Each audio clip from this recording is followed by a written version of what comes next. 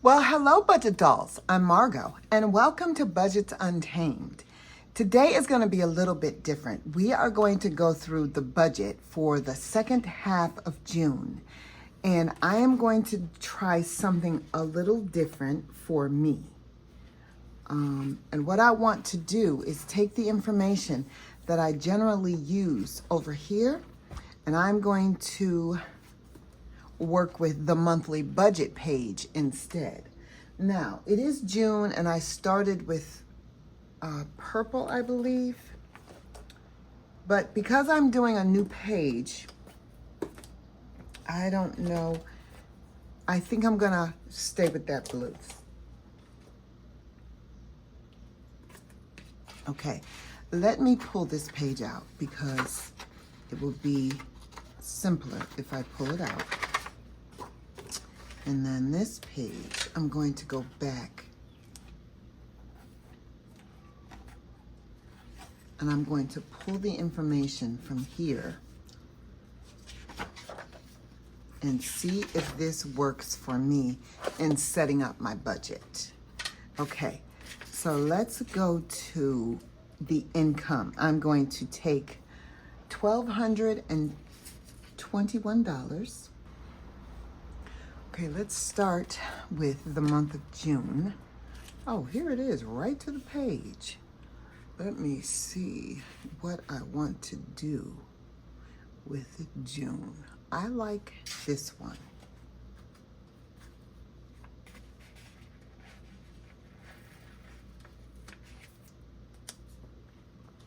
I like the font. I wish it were longer, but June is what June is, so. Okay, wait a minute, it might be too big because I don't want it to cover up anything. Okay, wait a minute.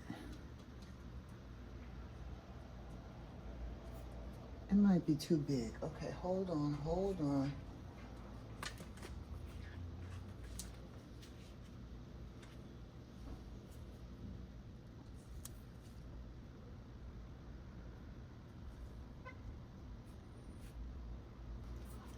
I really like that font and that color.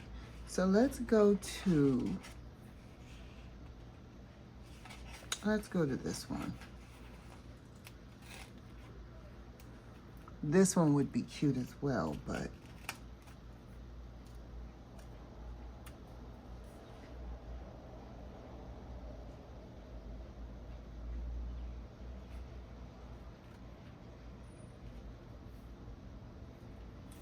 let's do that. And it 100% was not necessary. Okay. We're going to do 12/21.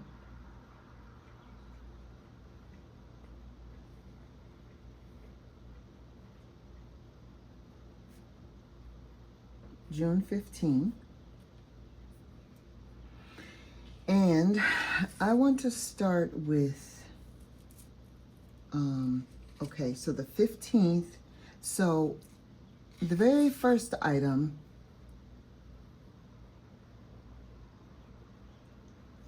is Washington Gas. And so that amount is going to be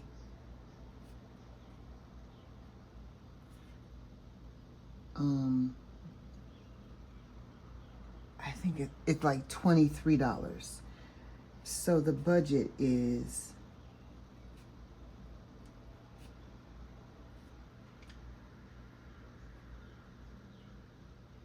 $23.04. Okay, that's a variable expense. So then fixed expenses would be the storage unit. The storage unit gave me $10.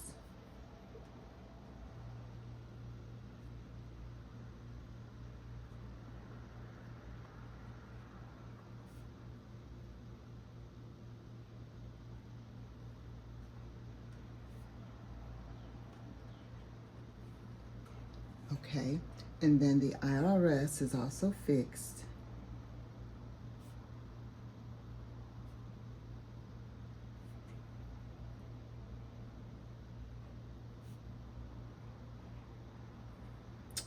Okay, and then streaming is variable.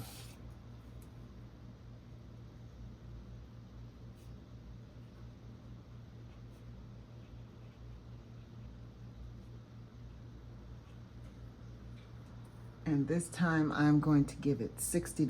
So I'm going to budget 60 and then give it 60. Okay, and then for progressive, it's also fixed, and I'm going to give it 90.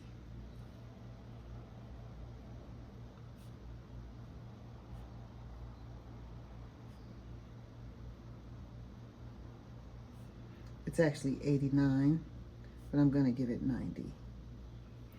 Okay, and then Xfinity.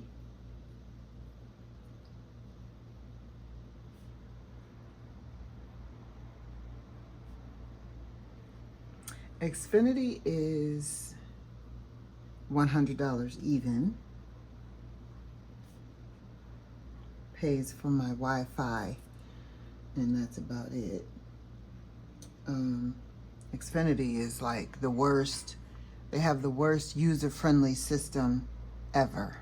And then when you call, they're just as bad. I hate giving my money to a company like that.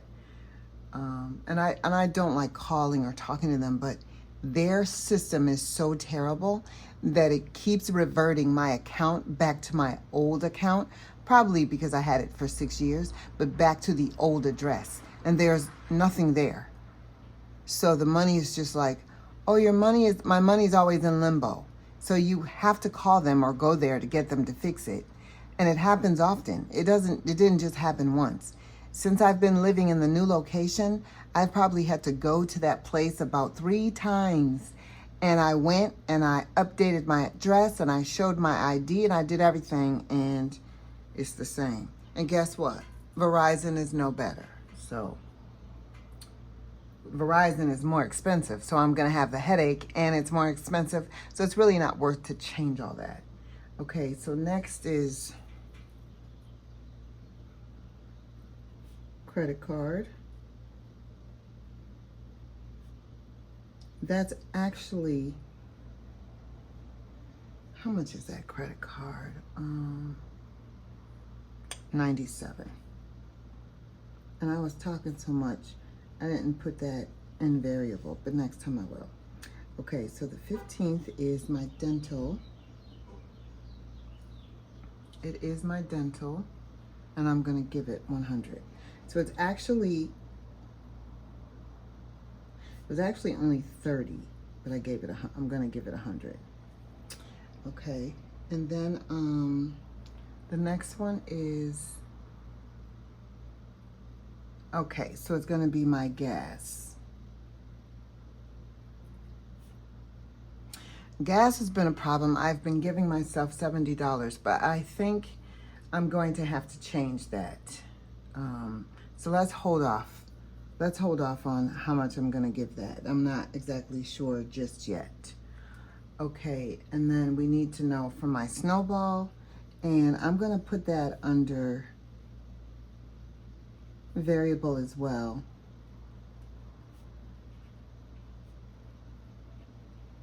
But I'm gonna give it $50 this time.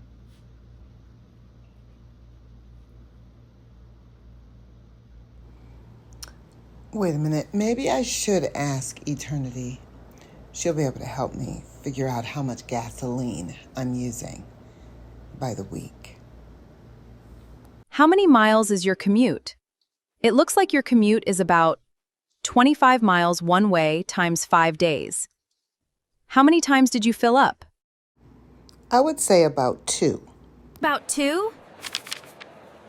Okay, you spent about $70 per tank. Is that correct? Unfortunately, you'll need to double that to at least $150 per pay period. Oh, well, she has spoken. She did the research. Okay, so we're gonna do, the budget is generally 70. She's thinking 150, so we'll go with that. Okay?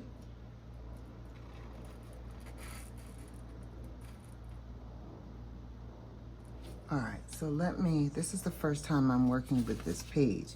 It isn't as bad as I thought. I don't really like my stuff separated like that.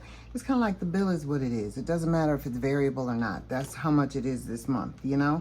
So I generally put them all in a line. This is how much I owe. But let's just try this for this time. See what happens.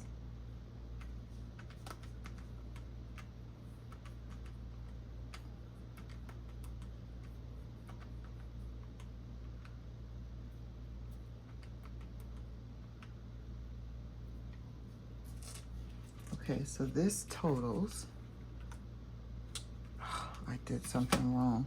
Okay, here we go. Let's total this up.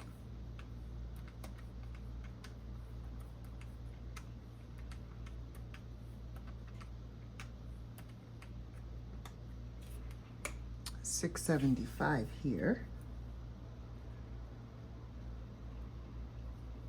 Okay, and on this side, let's see what it totals.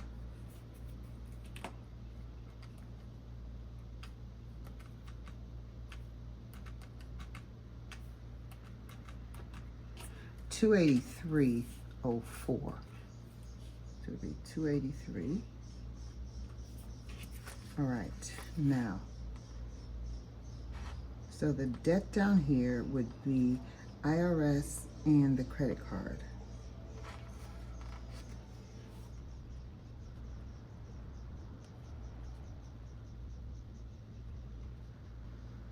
And the dental is 30. The dental is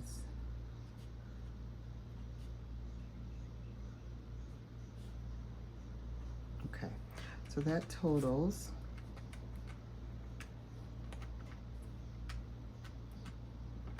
and that's just for information because I already have that calculated here and here. Here, it's already calculated. Okay, so let me see where we are here. And then bills and fixed expenses would be $675 plus the $283, and that equals $958. Okay, wait a minute. Okay, they want me to separate it. So it'd be $675, and then it'll be $283. Okay, and then the debt is $287, but I'm not writing that there because it's already here. So next time, I'm gonna have to remember that that is a separate line, but I didn't do it this time.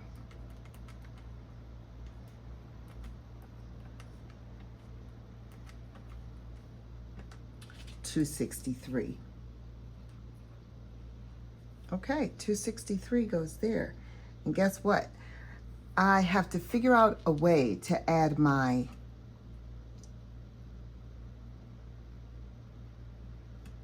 should I add my cash here, or should I do my cash plan on a separate page? Now, I generally do my cash plan on a separate page. I just don't know if it should be part of this monthly budget or not, because to me, in my mind, they're all separate.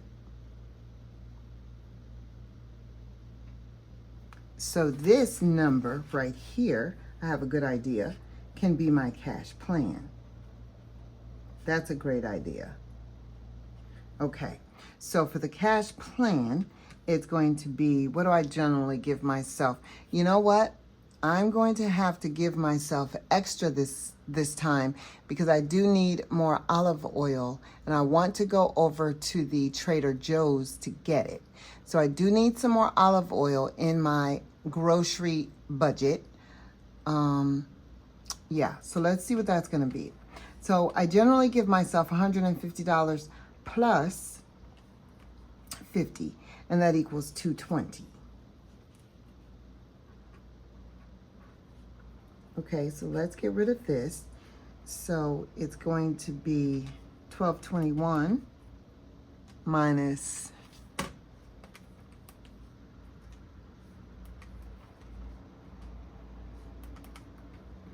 and so the balance is $43. Okay, that makes more sense. I like that being cash plan instead of debt because I'd rather keep my debt here and here. Okay, awesome. So $43 is what I have left, and I'm going to have to use this $43 along with whatever I had left from last pay to put into my savings because I already have accounted for my Snowball.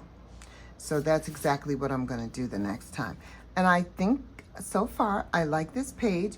It isn't too complicated. Some budget planners that you get have columns and different categories for you to put things in, and I had a tendency to stray away from those because it was too individualized. I wanted to know exactly how much each bill is, and I put it in a line, and that's how much I owe. It didn't matter if it was variable, which would be my utilities, or if it was a fixed expense. To me, an expense is an expense. And I always looked at the bill before I started the budget so I would know when my gas was changing or when my Pepco was changing. So those are really my only two variable expenses that I care about. I have streaming, and I have my gas that I put in my car, and then the Snowball that I change it every once in a while depending on how much I have. But this time, I think it's going to work. I think it's going to work. I'm going to use the $43 and some added money from last week for my savings challenges and my sinking funds. I also have sinking funds. So the next time we talk, we're going to go over my cash plan, which will include my sinking funds and my savings challenges. We'll talk soon, dolls. Bye-bye.